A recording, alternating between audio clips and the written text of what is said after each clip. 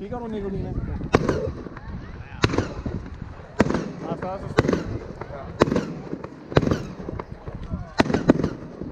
Jeg synes i gamle dage, der kom de højere op.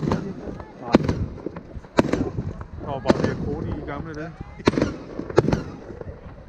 synes, de springer meget tæt på jorden.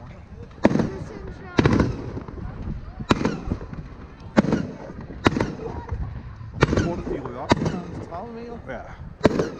Men altså i forhold til gamle dage, det var hængetiden meget længere på dem. Jeg tager lige med jer.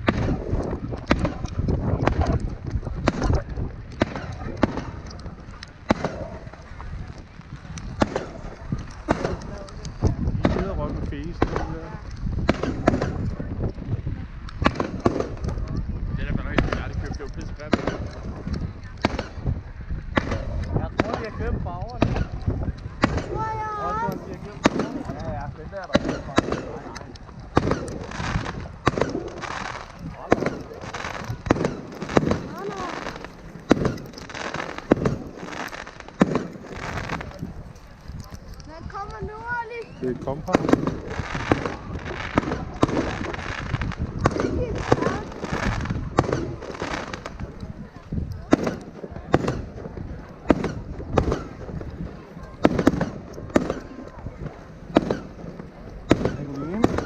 Kan du høre det piver over i bygningen?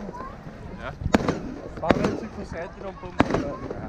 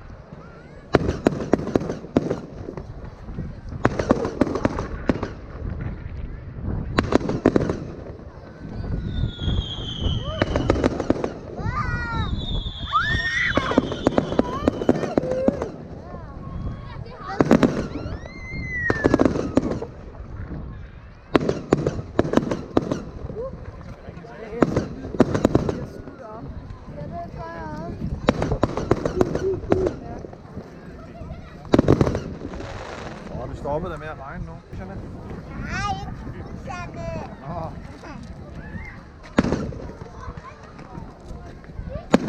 Det her det er til højre. Nej,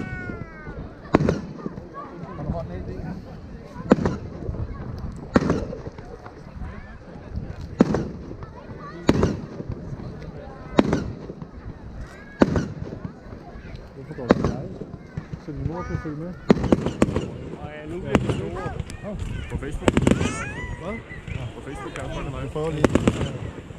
Skriv lige til din på, hvad for en du går live på.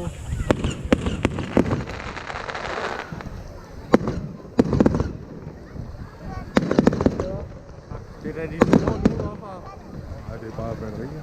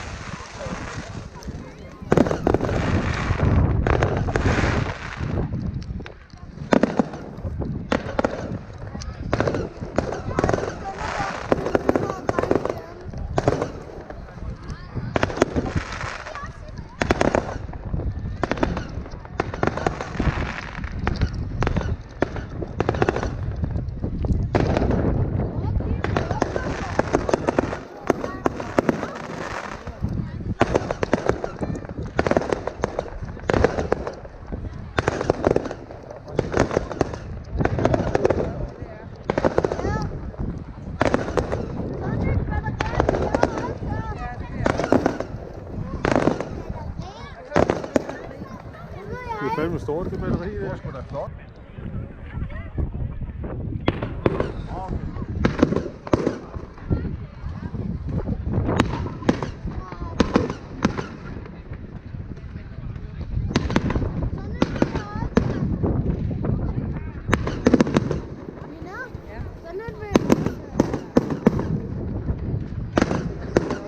Fine udslag, der er på.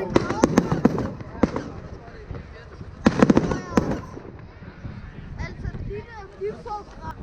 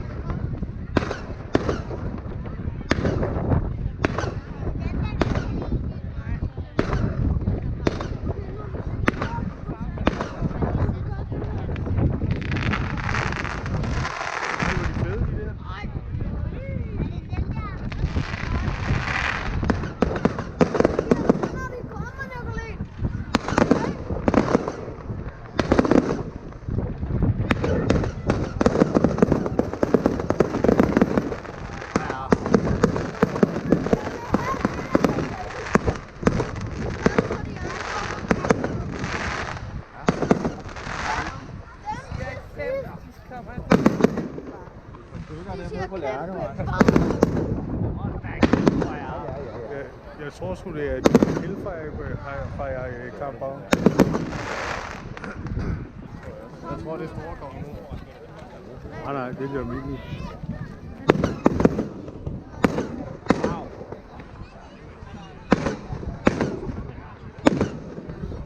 Jeg har lidt på fornemmelse, det er de der Hellfire, det. Jeg tror, det er de der Hellfire, John, der. Er de dyre? 4.000 for 3. For 3? Det koster 100 stykker. Okay. Det er dyrt.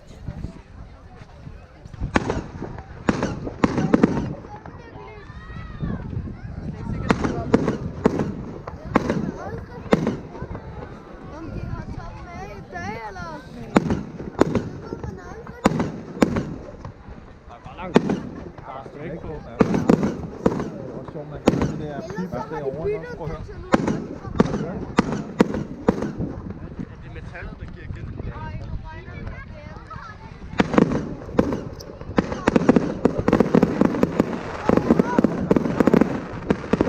Det ligner et træ. Sådan der.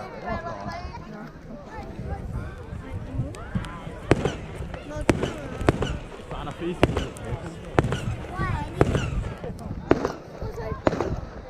Når de kommer op i luften, så bare Jeg kan godt lide den der hale.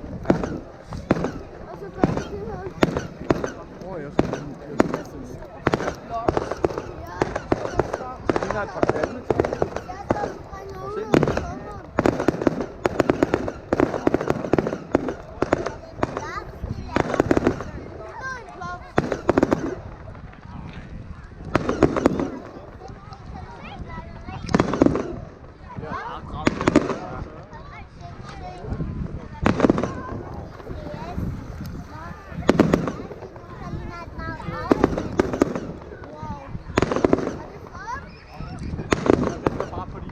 Ja, det gør det også.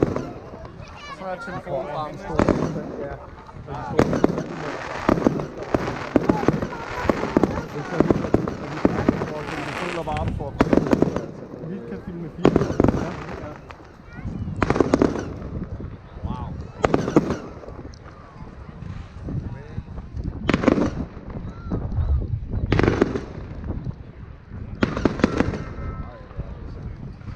Så er der lidt forskel.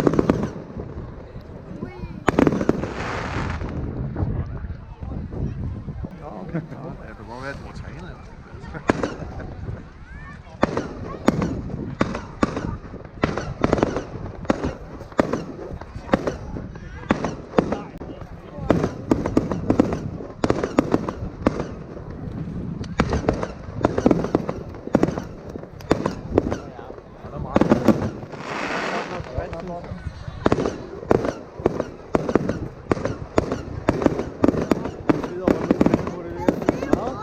Ned med knaldet på.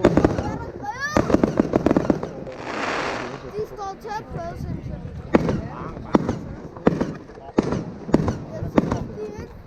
Hvilken tommer er det der for? Jeg tror, det er 30 mm.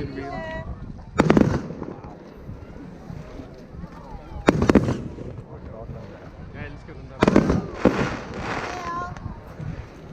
Oj. Nej, der er spænder.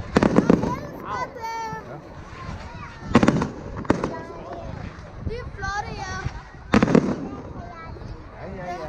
Ja, det der, man kunne sætte dem på. Ja, det var ikke så tæt på, Lars, men det store nu.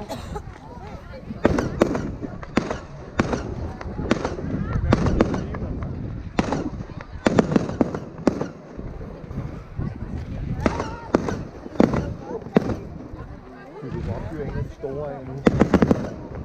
Man bevarer en terrasse. Men det der, det er jo også flot.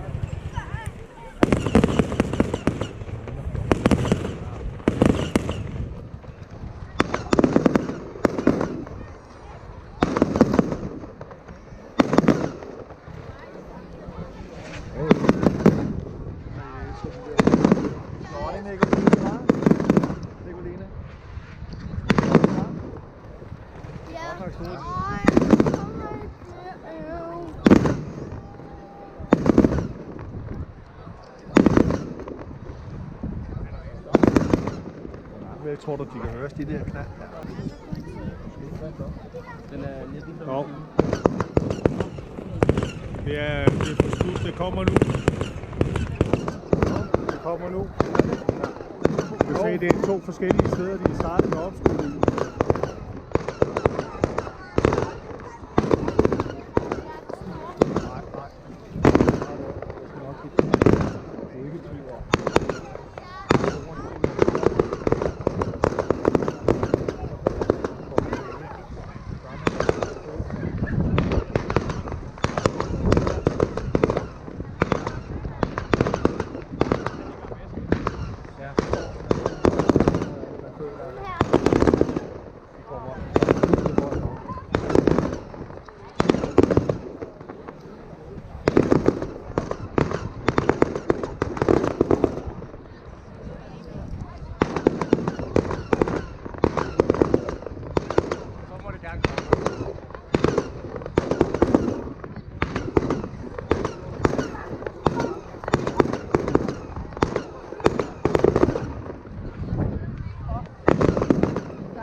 Smæk på nu.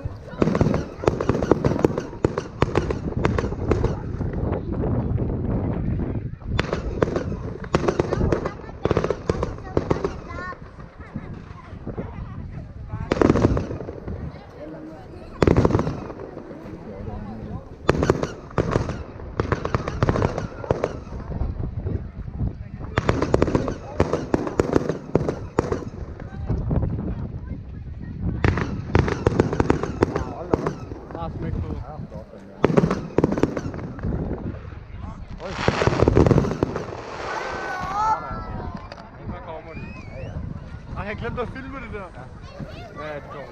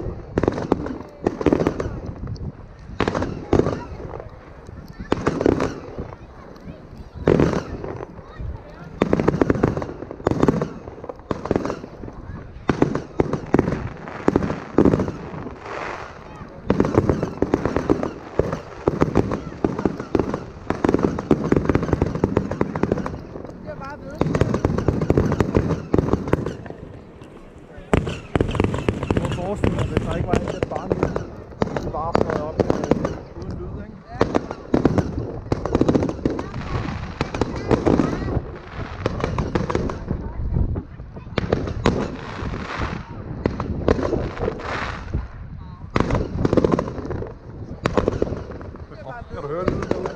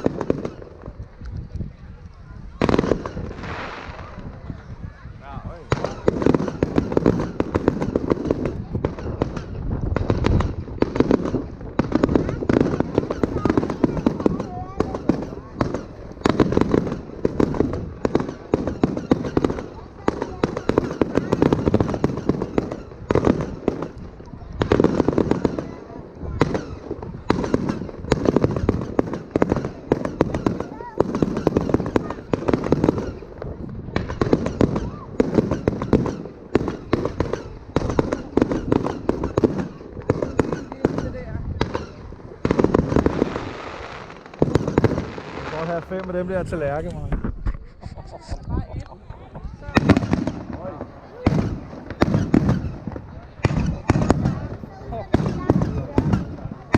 I er lidt større.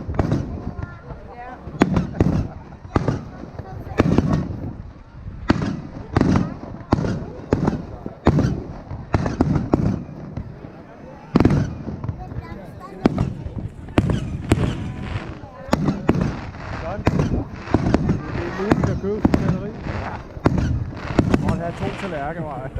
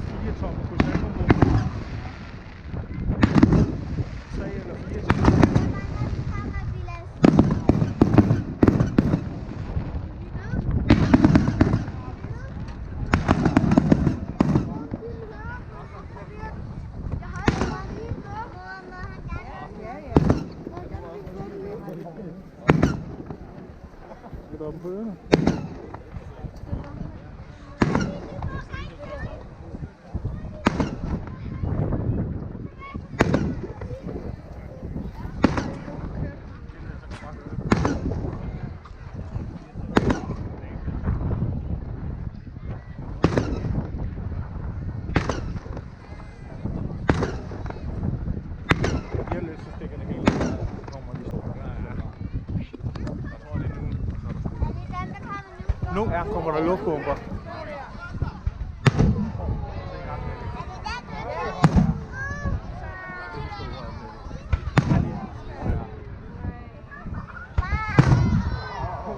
Vilas.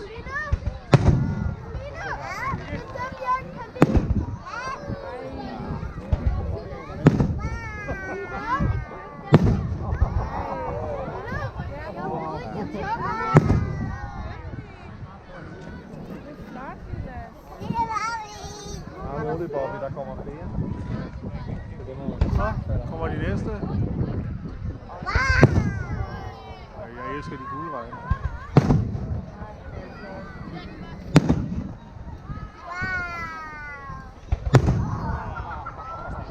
Vi lad os prøve at sætte halsen på dem. Den kigger. Nogle flotte farver altså. Ja.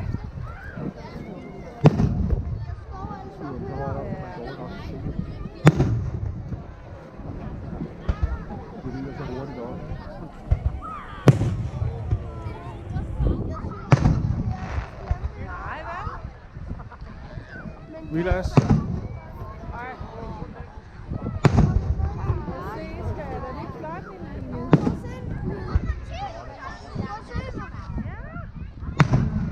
Det er jo det her i Danmark, de kun må skyde 6 tommer af.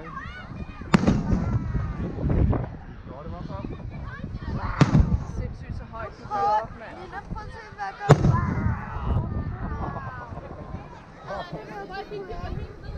Jeg tror, de bliver vilde nu. Den er fed sådan en.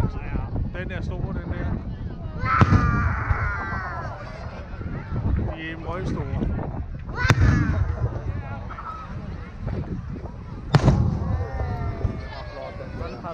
Det er altid fyrværkeri i verdens klasse herude.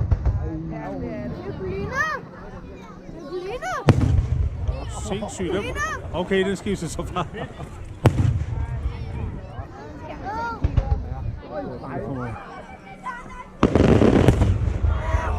Slap af. Det kunne man mærke. Nu kommer jeg lige lidt mere.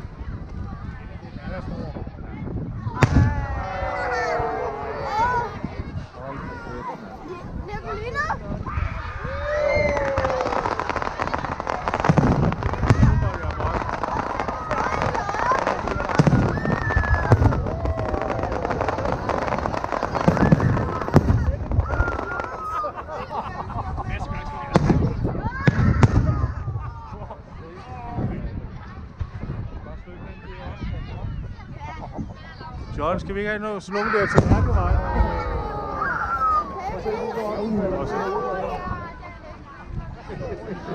John, ja? Vi skal have sådan nogle til Lærkevej. Ja, det skal vi spændende.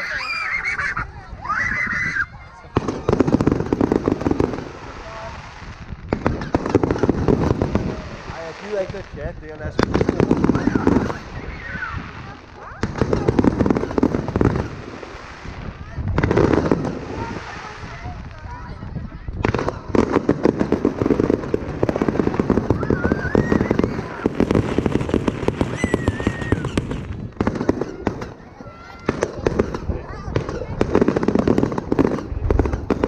Prøv at se.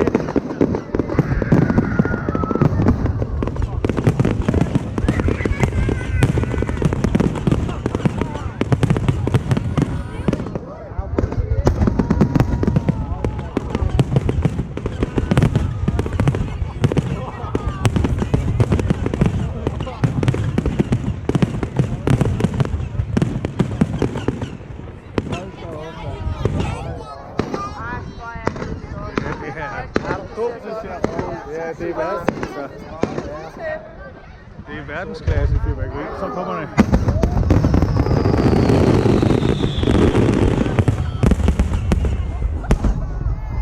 Slap af et tryk og kom, mand.